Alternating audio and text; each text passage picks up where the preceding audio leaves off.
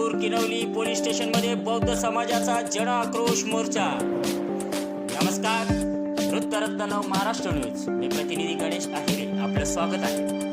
काही दिवसापूर्वी गावगुंड चौधरी यांनी टेंभुर्ली गावातील भडाके कुटुंबातील अल्पवयीन तरुणाला जातीवाचक शिवीगाळ करत केलेल्या अमानुष मारहाणीच्या विरोधात तसेच पोलिसांनी गुन्हा नोंदवण्यास केलेल्या दिरंगाई या कारणास्तव दिनांक 29/11/2025 रोजी बौद्ध समाजाच्या वतीने जन आक्रोश मोर्चाचे आयोजन आयुष्यमान रविचंद्रने साहेब यांच्या नेतृत्वाखाली करण्यात आले। सदर आरोपी अटकेत असून त्यावर पोक्सो अंतर्गत गुन्हा दाखल करावा अशी मागणी करण्यात आली व पोलिसांनी गुन्हा नोंदवण्यास केलेल्या हेळसांडपणा व जराही माणुसकी न दाखवलेल्या पोलीस अधिकाऱ्याने माफी मागावी अशीही मागणी करण्यात आली। यावेळी ॲडव्होकेट किरण चन्ने साहेब व रविचंद्रने साहेब तसेच बौद्ध समाज बांधव यांची किनवली पोलीस स्टेशन अधिकारी यांची बैठक घेण्यात आली। प्रचंड बौद्ध समाजाचा जनसमुदाय पाहता व कोणताही अनुचित प्रकार घडू नये याकरिता समंजसपणाने ही बैठक घेण्यात आली। सर्व मागण्या पूर्ण करत व हलगर्जीपणा केलेल्या पोलीस अधिकाऱ्याने बौद्ध समाजाची माफी मागितली। यानंतर रविचंद्रने साहेब यांनी मोर्चासाठी आलेल्या जनसमुदायाला शांततेत घरी जाण्यास सांगितले। कोणतीही घोषणाबाजी न करता हा जन आक्रोश मोर्चा पूर्णपणे यशस्वी झाल्याचे दिसून आले। मुख्य संपादक सागर रोकडे, संपादक संदेश भालेराव। पाहत राहा वृत्तरत्न नव महाराष्ट्र न्यूज।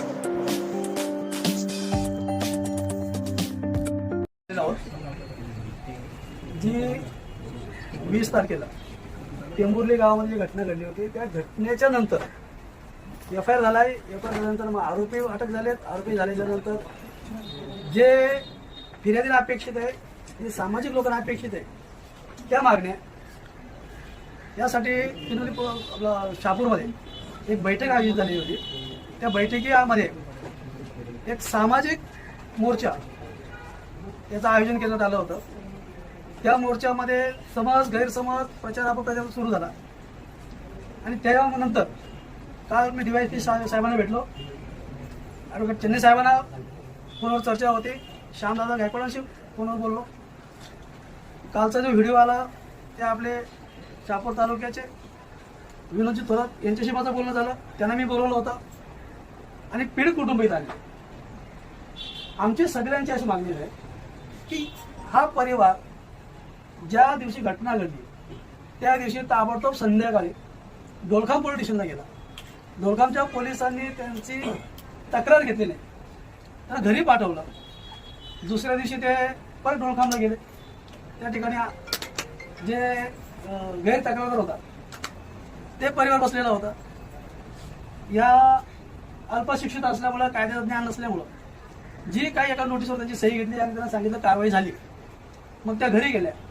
आणि सामान्य माणसाला अपेक्षित असतं की आता पोलिसांनी काय कारवाई केली, समोरचा माणूस आता याच्याने धाक बसेल। पण आरोपी जेव्हा गावामध्ये आला तेव्हा त्यांना असं वाटलं की कुठंतरी आम्हाला न्याय मिळाला नाही। ते किनवली पोलीस स्टेशनमध्ये आले। किनवली पोलीस स्टेशनमध्ये 4:30-5 वाजता इथं आले। साहजिकच कुठलाही गुन्हा दाखल होता ना, पण सर्व त्या गुन्ह्याची पार्श्वभूमी, त्याचे मायनस पॉईंट, प्लस पॉईंट सगळ्याचा विचार करतो आपण। आणि ती घटना, त्या घटनेला किती स्वरूप असावं त्यानुसार आपण त्याच्यातून एखादा मार्ग काढण्याचा प्रयत्न करतो। आम्हाला वाटतं तसं झालं असेल, मात्र पीडित कुटुंबाला इथल्या पोलीस स्टेशनमध्ये जी काही वागणूक मिळाली ती आमच्या म्हणण्याप्रमाणे आणि पीडिताच्या म्हणण्याप्रमाणे जे गृह खात्याच्या ज्या गाईडलाईन्स आहेत त्यांचा वापर केला गेला नाही। जर एखादी भगिनी रात्री 1-1:30 वाजता FIR दाखल होतो आणि मग तो परिवार 2 व्हीलर टेबल सीट तिथून घरी पोहोचतो, त्यांना चहा पाणी किंवा कुठल्याही प्रकारचं सौजन्य दाखवलं नाही, असं पोलिसिंग होऊ नये म्हणून आमचा सगळ्यांचा आक्षेप आहे। आमचा कुठल्या अधिकाऱ्यांच्या विरोधात आक्षेप नाही। पोलिसिंग करताना किमान याचा गाईडलाईन्स पाळाव्यात ही आमची मागणी आहे। शनिवारी गुन्हा दाखल झाल्याच्यानंतर आरोपी इथं होते। आम्हाला सगळ्यांना असं अपेक्षित होतं की ज्या महिला आरोपी आहेत त्यांना आपण पोलीस सांगणार नाही की रात्री अटक करा, पण जो पुरुष आहे, जो 30 वर्षाचा आहे आणि 15 वर्षाच्या मुलांना मारहाण केली, किमान त्याला रात्रभर जरी तुमच्या ताब्यात ठेवला असता आणि मग सकाळी कायद्याप्रमाणे कधी कारवाई झाली असती तर कुटुंबाला असं वाटलं असतं की आमचं कुठेतरी म्हणणं ऐकून घेतो। तो आरोपी सोडल्याच्या नंतर मला माहिती नव्हतं. जेव्हा मी तुमच्याशी बोललो आणि तुम्ही सांगितलं की आम्ही त्याला नोटीसवर सोडलं, मग मी ॲडव्होकेट चन्ने साहेबांशी बोललो, ॲडव्होकेट बोललो आणि यांच्यावर मला ज्ञान मिळालं ते आम्ही त्यांना सांगितलं. तर तोपर्यंत आम्ही तक्रार दिली होती की इथले CCTV सगळे सुरक्षित ठेवावे. त्याच्यानंतर हा आरोपी कोणी सोडला, आरोपी का सोडला याचा आमचं एक आम्हाला शंका होती आणि त्याचं निरसन कायद्याने होईल. पण जे झालंय त्याच्यानंतर 2 दिवसानंतर जे काही चालू आहे शहापूर तालुक्यामध्ये हे सामाजिक दृष्ट्या बरोबर नाही. याला कोणीतरी खतपाणी घालावं, कुठून तरी मार्ग चुकीचा निघावा म्हणून तुमच्या विनंतीनुसार आमच्या विनंतीनुसार तुम्ही आलेत आणि आमच्या चन्ने यांच्या सगळ्यांच्या आदेशाने ती मोर्चा निघू नये. कारण मोर्चाचं नेतृत्व माझ्याकडे दिल्यामुळं माझी कोंडी झाली होती. शहापूरची लोक मोर्चावर आम्ही येणार नाहीत. सेवा झाली, माझी पूर्ण सेवा आदिवासी भागातच झालेली. मी येणाऱ्या प्रत्येक माणसाला इथं रात्री वाहन नसताना मी माझी स्वतःची गाडी किंवा सरकारी गाडी देतो. म्हणजे मी खूप काहीतरी बोलतोय असं नाही. मी कोणत्याही गावात कोणत्याही पाड्यात गेले तर ते एकच म्हणतील की खैरनार साहेब आम्हाला जेवण खाऊ घालतो, घरापर्यंत गाडी सोडायला पाठवतो. फक्त यांच्याविषयी मी चुकलोय, मी ते त्या दिवशी पण मान्य केलं, आजही मान्य करतो. पण असं जाणून बुजून मी केलं नाही. कारण की एवढीच गर्दी आली होती, एवढेच फोन चालू होते. एक पार्टी म्हणत होती करू नका, एक पार्टी म्हणत होती करा. आणि त्याच्यात न कळत मी यांना जेवणाचं माझ्याकडनं विचारायचं राहून गेलं. म्हणजे असं मी तर कुठं शेड्यूल पाहिलं नाही की पोलिसांनी फिर्याद दिला आणि त्यांना जेवण द्यावं. असेल तर चांगली गोष्ट आहे, पण माझं कर्तव्य मी समजतो आणि येणाऱ्या प्रत्येक माणसाला पोराला जेवल्याशिवाय मी इथून जाऊ देत नाही. आणि रात्री उशीर झाला, सरकारी गाडी नसेल तर मी माझी गाडी स्वतः पाठवतो आणि त्यांना घरापर्यंत सोडतो. याच्यात जर आती मी बोलत असेल तर कोणताही एक हद्दीतला 93 गाव आहे, 200 पाडे, एकही माणूस तुम्ही आणून दिला की साहेबांनी आमच्यावर चुकीचा वागलाय तर मी खरंच तुमचा माफी जोग आहे. आणि त्या दिवशी पण मी चन्ने साहेबांना बोललो, यांच्याविषयी माझ्याकडनं न जाणून बुजून मी केलं नाही, न कळत किंवा काय माझ्यावर टेन्शन असेल त्या गोष्टीमध्ये ते राहील. त्या गोष्टीसाठी मी आजही मान्य होतो, कालही मान्य होतो आणि परवाही मान्य राहील. पुन्हा असं माझ्याकडनं तर कधी होणार नाही की तो मला जातीने कोणताही जातीचा असो, पण तो माझ्याकडे आलाय या दृष्टीने मी त्याच्याकडे पाहतो. यांच्या परत मी पुन्हा असं माझ्याकडनं होणार नाही याची मी 100% काळजी घेईन, एवढंच सांगितलं.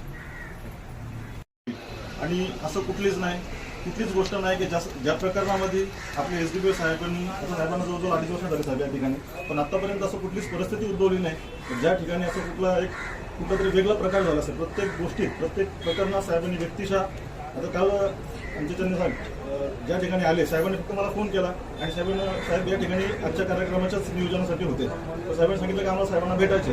ज्यावेळेस मी साहेबांना निरोप दिला, विदिन एक तासाच्या आत साहेबांनी ते कार्यक्रम वगैरे करून साहेबांची मिटिंग घेतली, एक चांगली चर्चा झाली आणि या सगळ्या चर्चेचं फलित आपल्या समोर आलं. आणि खरंच आपण सर्वांनी एक शांततेच्या मार्गाने या ठिकाणी चर्चा झाली. म्हणून पोलीस प्रशासनाच्या वतीने मी आपल्या सगळ्यांचा या ठिकाणी आभार व्यक्त करतो. आमच्याकडून एक थोडंसं सर काही नाही, पण एक थोडीशी नाश्त्याची सोय आहे. एक माणुसकी कशी जपायची साहेबांनी सांगितलं, थोडासा एक नाश्ता आहे, एक अल्पहार आहे, तो आपण सर्वांनी घ्यावा आणि असं शांततेत पद्धतीने आपल्याला तुम्ही सॅटिस्फाय आहात ना?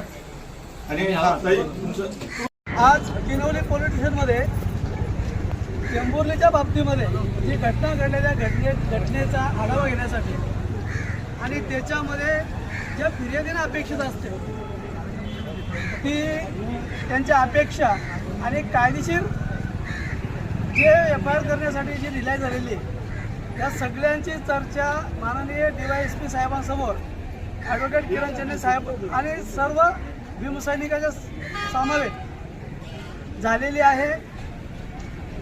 त्या बाबतीमध्ये जो पुरवणी जबाब आहे तो पुरवणी जबाब घेण्याचं साहेबांनी मान्य केलेलं आहे.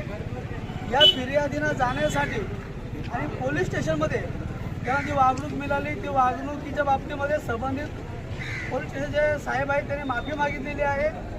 आणि हे आज आपलं जे आपण पोलीस स्टेशनमध्ये आलो होतो म्हणून मांडायला त्याची आपलं समाधान झालेलं आहे.